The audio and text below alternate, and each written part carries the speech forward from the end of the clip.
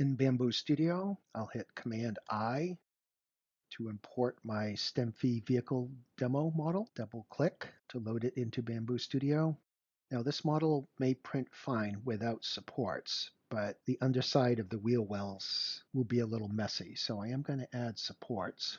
Click Support, Enable Support, and I'm going to use tree supports. Let's see what that looks like without any additional changes. Zoom in.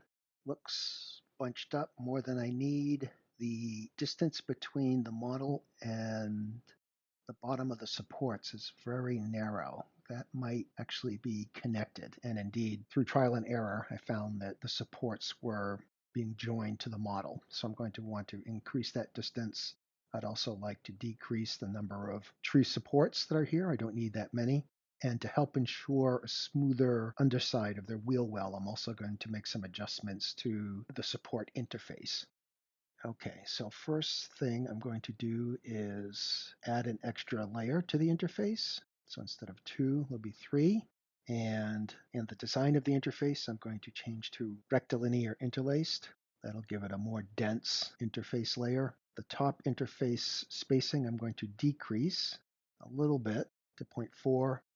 And the X and Y distance between the support and the object I'm going to increase a little bit to ensure that the supports are not joined to the model itself.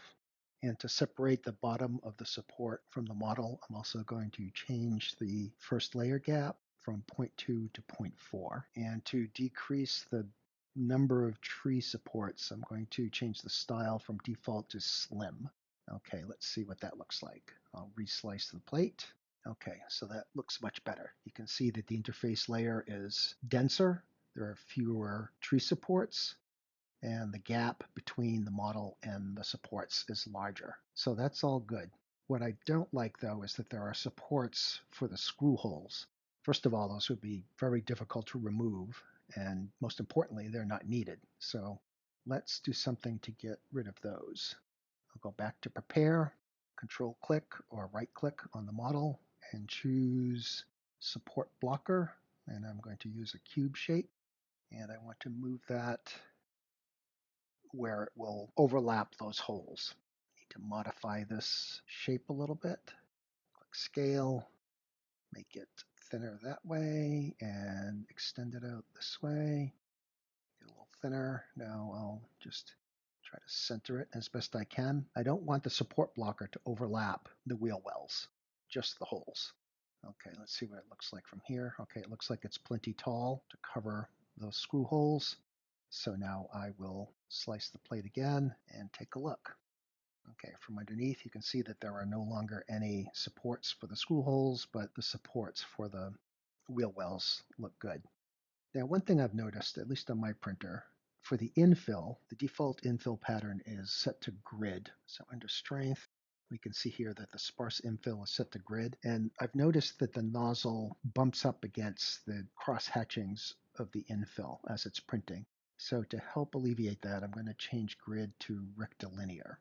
And if we reslice, zoom in, you can see that the infill actually alternates layers as it builds up. So there's a little less likelihood of the nozzle running into those layers. Okay, so that all looks good. Click Print Plate, choose my printer, and send the print job. Here's the finished print. The supports come off fairly easily and relatively cleanly. You can see that they're not stuck to the model at all on the sides. Now all that remains is to attach the body to the base of the STEMFIE vehicle using the shoulder screws. And there we have it, one custom STEMFIE vehicle.